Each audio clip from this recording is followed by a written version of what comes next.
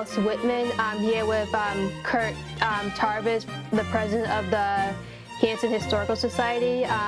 Kurt, do you mind telling me your role in the Historical Society and what you guys do there? Yeah, absolutely. So I've been president for the last couple of years. I took over during the COVID era when it was really in a kind of a downfall, which is unfortunate, but I took over and I was able to serve as president. I was elected publicly, which was really nice by its members. So as president, I essentially serve as like the day-to-day operator of the society.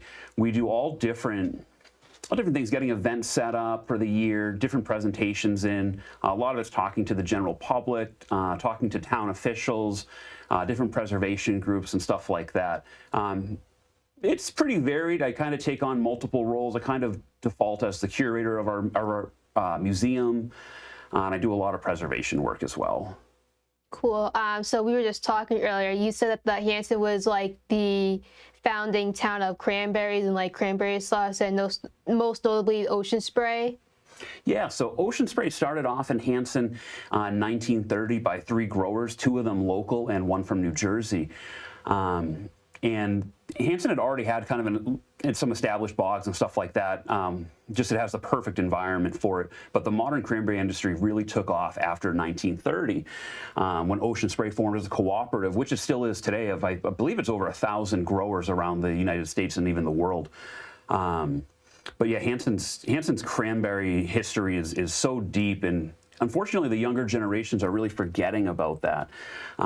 So one of our goals in the society is really raising awareness on our cranberry heritage and just getting people to remember it because it was so vital to our town. But yeah, cranberry sauce was invented and first canned right in South Hanson in the packing house, which still stands today. Ocean Spray hasn't had a presence in town since 1970 before they moved their headquarters first to Plymouth and then later to their current one in Middleborough, Lakeville. But yeah, it's a great town. Sometimes it's kind of known as like literally the cranberry capital is the nickname that the town used to have. It was the center of all things cranberries. Yeah, that's pretty cool. And I also heard that you mentioned that the younger generation is kind of forgetting like the history of Hanson and its cranberries. I know nowadays there's like a lot of young people who aren't really much interested in like the history of their towns or like probably history in general. How what was like the challenge to keep the Hanson Historical Society like relevant? So it's very tough in the modern day and age, especially where you have instant gratification online and people just want to, look on their phones and like things. That's been really our biggest obstacle. We've seen a lot of decreased number of members, not necessarily even a decrease in what we're doing. Like if I post something on Facebook, it can go, viral locally where we'll get, maybe hundreds of likes on it, which is always great for the society, but it doesn't translate into memberships, which is too bad. But we're kind of trying to come up with new ideas on where we can engage with the youth and get them involved, maybe doing programs in conjunction with the school district and stuff like that, doing tours, almost like a field trip over to the society where they can kind of learn about it. Because the younger you are when you're get interested in history, it'll become a lifelong interest. I became interested in history as young as I can remember. By 5 years old, I was already reading through the different Hanson history books from the 1950s and 60s. So it's really important to get the youth involved at a young age. It's pretty cool, yeah. Same thing with me. Probably I'm more in the history of movies, music and stuff. So I'm kind of that's my area of interest. But I do agree with you. It's important to have kids very young get into history, get their feet in, so they can help preserve your history. Another thing we talked about is how it was it had mills and it was an industry town back then too. Mm-hmm. Yeah, so Hanson's had a pretty long history with different forms of industry. Some of our earliest ones just were, small mills, sawmills. So there was small quarrying on Main Street, which was pretty neat for rocks and stuff like that. We used to have, before industrial cranberries, a lot of the ponds had bog iron below it and peat. So you'd pull that out. And then it transitioned over the years into tack making for the shoe industry in Whitman, Brockton, just generally eastern Massachusetts. and just kind of all sorts of different things. And then obviously we got more into the cranberry industry, and in the early, even before that, in the early 1900s, the village of Burridge was established, which was kind of a cool thing because it was Albert Burridge, who was very prominent industrialist from Boston, who had interests all around the world in different companies and just different industries. His vision for Burridge was to be a self-sustaining community where everyone lived and worked all in the same region, completely self-sufficient, and just really interesting kind of stuff. Oh, sorry, I forgot where that question was going. We were talking about how like it was like the industry mills. I have a follow-up question with that. Is like, can we still like see or feel like the reminiscence of like the mills and industry in the industrial parts of Hanson? Or yeah, if you know where to look. A lot of our industry was centered around rivers and ponds, and sometimes you can still find varying foundations, stone walls, stuff like that. Then, of course, you still have Ocean Spray and South Hanson right on Main Street there, which is our last large-scale factory. Light Control, which was part of the Burridge factories, was the last one over there, which was torn down. Still a couple of buildings left that are more modern, but there's still a lot of different things. If you go out there, some of the old cart paths are still there, some of the old roads, foundation work. Same thing over on the Indian Head River, where Major Tack Factory was. And they did all sorts of stuff. I mean, all sorts of different industry over the years. But that was a massive facility, and there's still foundations for it. The old dams on the river are still there. But if you know where to look, there's absolutely still things, but it's a bygone era, unfortunately. I know it was, as I was reading, it was actually pretty cool. Like I know you said you have to know where to look, but I sometimes when I'm driving in Hanson, I'll drive. I think it's a little bit past the town hall and the pond. There's like on the other side of the street is like a little like wheel thing, or like. Yeah, so that's the Thomas Mill recreation. That's an exact replica of Hanson's first mill. It was actually the first mill in the entire area too. And that was originally built in, I want to say, 1695. Very early, before Hanson was even had any sort of an official status or anything like that. It was basically the frontier of Plymouth Colony. So that was rebuilt in the 1970s for part of the bicentennial of the United States. And it's still a great thing today. We're actually working on, with various parts of town government, different organizations are working on getting the wheel back on. We have a new wheel that's been created, and just got to rebuild like the sluiceway and all that kind of stuff. But we're really working on getting that to be presentable again and more eye-catching. It's a great asset for the town of Hanson. We get a number of events there per year. It's still very inexpensive to rent out. Even the Historical Society usually rents it out once a year for a potluck that we do for members only. But yeah, no, it's a great way to honor our industrial heritage. And eventually I do hope to have like a historical marker placed in front of it and stuff like that, that you can really get a little bit more of a history than just looking by and being like, I think that says something about 1695 and the 1970s on it. But even a lot of town people don't really know much about that or in the historicalness of it, even though it's a modern recreation. Yeah. It's so you mentioned you do like a potluck for your members. Mm-hmm. What's like that all about? So it's just a way to give back to our members, so we can just have a dinner together, all of our different members, just sit down, everyone brings a dish. Whether it be a dessert, an entree, or just drinks, whatever. But we just sit and chat. It's usually our final way to end the season. But we just do it for members only, just because of the size restraints of it. But we are looking at different ways in the future to have more public events like that, so people can just stop by and have something to eat and chat with us. Cool, that's really nice. Yeah. So I grew up in Rockland, and then recently there's been like a whole thing about a new fire station, and one of the things about it is like they're tearing down like an old like school that has been in use probably a little over 15 years. Mm-hmm. So I heard, that came to my mind because you were talking about the cranberry factory that's like unfortunately disintegrating as we speak. What's like the cause of it, or like why it's like time to like unfortunately take it down? Well, That depends, and a lot of it depends on viewpoint and your goals. Anything can be saved. I mean, you can take a look at Europe, where they've restored, from small ruins in a single wall and rebuilt an entire thing. It just, a lot of it comes down to finance. I always like to explore the possibility of that there's a way to save it, no matter whether it's just the facade, even just keeping a front wall and then rebuilding behind it. For instance, they did that with Danvers State Hospital in Danvers, Mass. They couldn't save the interior; the structure was too far gone, but they kept the exterior and rebuilt from within, which was really nice to at least have something left. So it can be tough. I mean, most things are privately owned, so it's really not up to a historical society or a town to say, hey, you can't tear that down. We don't have any sort of safeguards in Hanson. The public has voted to not do demolition delay bylaws, to not be a right to farm community, which are all different ways that you can kind of preserve things for at least a little longer to explore different avenues before demolition.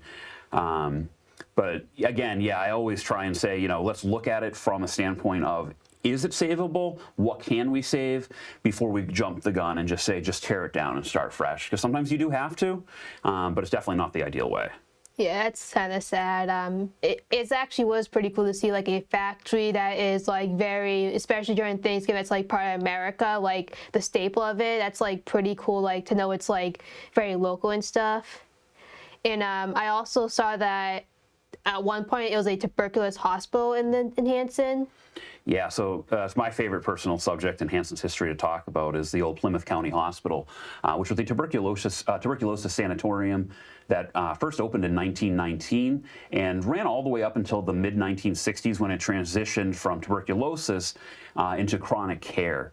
And it continued on until 1992, when it relocated to the old St. Luke's Hospital in Middleborough, and then it only made it a few years before the county essentially just shut it all down. But yeah, the tuberculosis hospital is such an important site in Hanson history. Not only was it the most grand structure ever built in town, with quite a number of supporting buildings, a supporting farm. Almost everybody in town has some connection to it. They may have had a family member that was a patient there, that passed away there or survived. A lot of people worked there, obviously, within town. It was a major employer, a huge economic boon to this town. And unfortunately, the hospital wasn't able to be saved. The main building, it was torn down in 2017 after many years of neglect, and children running through it, lighting it on fire, smashing anything possible out of it, unfortunately. I spent myself about 8 years of my life going in there and documenting it, photographing every inch that I could, removing documents to be preserved. I even have the original handwritten draft application for admittance into it, which was just written in pencil in 1919 on the back of a county letterhead. I have a letter from Calvin Coolidge, who at the time was governor and later became the president, stating that he would not be able to attend the grand opening ceremony and all of that. So there's a lot of history that unfortunately went down with the building and was not saved, which is too bad. But a few local residents did take some risks and enter the structure to save stuff for the town in the future, which is just really it's just an incredible thing to have pieces of that hospital. It survived so much and was so meaningful to this town and had so many different plans to be renovated. But unfortunately, when the town did take control from the county over it, the town did all the right steps. They were bringing in a developer to redevelop it into their vision, and keep the structure, which was the most important part of it all, of course. But sadly, the developer didn't follow through, and it ended up in a lengthy court battle. And by the time the town finally got it back, it was a shell of what it used to be, with many portions being completely inaccessible, multi-story collapses and whatnot. But today, 8 years later, after the demolition of the main hospital building, we are working towards saving the remaining town-owned structures on it, which include the nurses building, which is where the food pantry and Plymouth County beekeepers are. We want to do preservation to that, historically minded preservation, and then also restore the Bonnie House, which is a circa 1799 to 1800 farmhouse, which predates the hospital, obviously, but was incorporated into the property to be used as varying forms of housing, which many of the houses on High Street were part of the hospital at one point, later sold off, but saved, which is good. So the big things for the property, we also want to make it into basically like the Central Park of Hanson, which would be really cool, place to draw not only town visitors, but outside visitors as well. And just really engage the citizens in being able to get back outdoors and give a good reuse to the property and also have historically minded things there, you know, different historical artifacts and signs where they can learn the history of tuberculosis and the hospital itself. Yeah, that's like pretty cool because I know back in the day, there's a lot of like illnesses that's like we have vaccines or it's like easy to like take care of, but back then it's probably like a death sentence or it has like physical repercussions even after you're healed from it.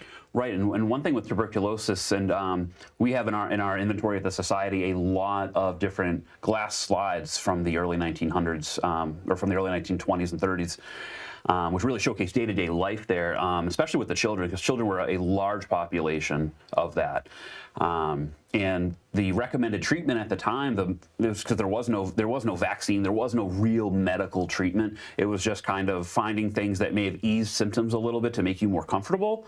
And that was cold air therapy. So children would basically be just in a bathing suit or their underwear and brought outside in the middle of winter to play.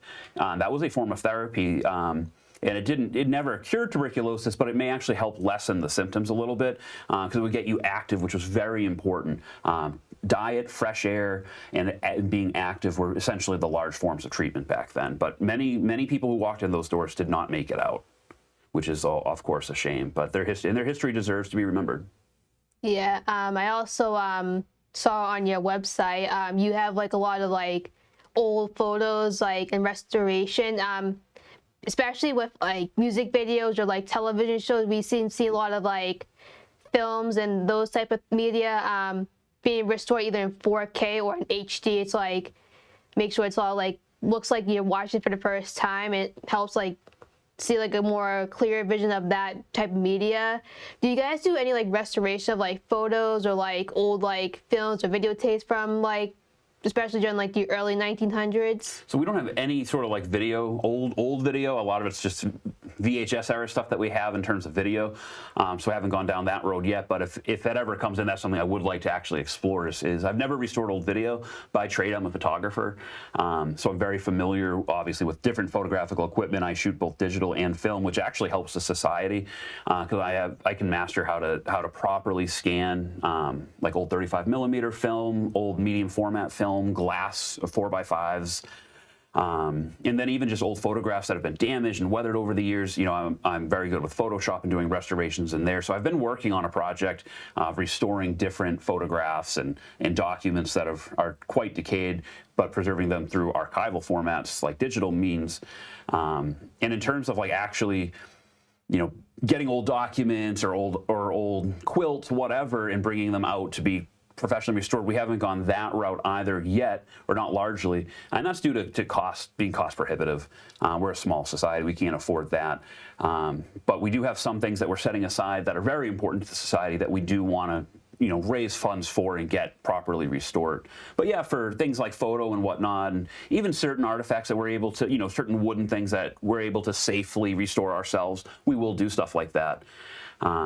But more things definitely in the future, hopefully as we get more public engagement and more donations coming in to help our cause. We hope to really go hard at restoration.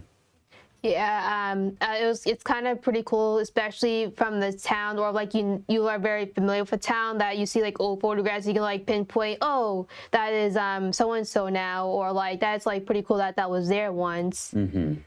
Yeah. What else?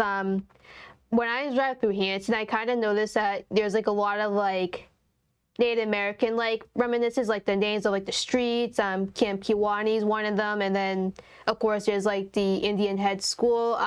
We know in recent years there has been a lot of controversy with like the word Indian to describe Native Americans, or like should we name certain like towns or like even sports team after Native Americans. So has there any like pushback, especially since like 2020 with like name changes to like certain street names or like the school itself or Camp Kiwani and stuff? I've never personally encountered anybody that had anything negative to say about it. You know, in certain communities that absolutely does exist, and it very well, I'm sure there are citizens locally that would prefer to see the names changed more modernized. But to a lot of people, I mean, Native American history is a huge part of Hanson history. Something that, whenever you read a book on Hanson history, the first thing it always talks about is anything that we know about the natives. We go in detail about it, and that's always been the case. We have great respect for the local Native Americans that used to inhabit, and some still do, their descendants, this area. But my personal view, at least, this is just my personal view, is it's a way to honor it. And I think that, when you wash out certain historical details like that, it actually does a disservice. I think there is a very big difference between generic naming of local Native names or local incidents that happened versus doing it in a derogatory way. I think there's a very clear line, and I don't think anything in Hanson, even a name like Indian Head, that literally refers to an event that happened within Plymouth Colony of having a Native American whose head was displayed. Not a good thing, definitely not a good thing, but it's an event that happened, and it's something that deserves to be remembered, because once you forget history, you repeat it. Yeah, and that's a big view that I have. Yeah, I know, like Hanover, they changed their mascot to the Indian, to the Hawks, and then a lot of people, especially people who graduated there and was playing sports, they kind of were very upset with it. So I kind of see their point of view, and then people who oh, maybe it's time to move on from those kind of things and probably do something that's more appropriate to or more sensitive to our history and stuff. Yeah, I just personally think a lot of times when you go that route, it can be dangerous because you end up washing away the history and forgetting it. So a lot of times you see, look at sports teams, they change it out of a Native American into something else. Just for instance, Washington football team for a while. There's no historical connection to that. And you talk to, at least in that instance, and you had a divide, of course, within the Native American community. You had plenty that were like, no, I want that changed. It's racist. It's horrible. And then you had plenty that were like, this is our history. This is a way to honor us. It may be a slight caricature, and that can be worked on. But, maybe teams like the Redskins or the Cleveland Indians should keep their name, because once you get rid of those names, you now have less things. At least bringing up the idea of Native Americans and their history is so important and so vital to this country. It deserves to be remembered. Yeah. So to wrap this up, we're talking about how important history is, especially to local communities and America itself. What's I don't even think. Why is it so important to have historical societies or probably museums in a area or a town just for people to see? So historical societies, and usually they're associated with the museum, which a lot of times, like us, it's just our meeting house. Where we hold our public meetings is our museum, and we have display cases and all sorts of historical documents on display, and plenty of stuff in storage as well. But they're so vital to small towns, where the societies are the ones that hold all of the historical information. They're the ones with the documents, with the books, with the photographs, with the members that know the history, whether it be by word of mouth over many generations, or just by having amazing sponge-like brains where they absorb all this information. It's a gathering point of the entire town's collective history. And I think that it's so important, because once these places fold, like in certain local towns here, where we have seen a decrease in active historical societies, them folding, them losing their 501c3 status, it does damage, because then you're doing genealogical research, or even if a lot of times the town itself, the town government relies on these private historical societies for their historical information, for old maps that they don't even have. And once those things are gone and the history itself becomes gone, you don't have anything left to go on. And I think it's so vital that towns really reinvest in their history, the townspeople reinvest in their history, support your local historical society. History is important to everybody in these towns. And I think a lot of times you see it, such as in Hanson, where you see a large rise in apartments, which is, of course, a great thing. There's such a housing crisis in the state. But a lot of times with apartments, people who rent, you're not finding those people are the ones that are going to stick in the town forever. A lot of times they don't get involved in the politics, because a lot of times it's just a temporary thing. They're for a few years, find a nicer place or buy a house in another town. So many varying reasons there. But even if you're just a stop through in Hanson or a local town, it's important to immerse yourself in the history. History matters. Yeah, it really does. It kind of explains what we are right now, and also help us to probably avoid certain events, repeat them. So that's what I think why we should probably push more history more to younger kids. So to end this, what's a fun fact everyone should know about Hanson? Fun fact? Oh, I wasn't expecting that.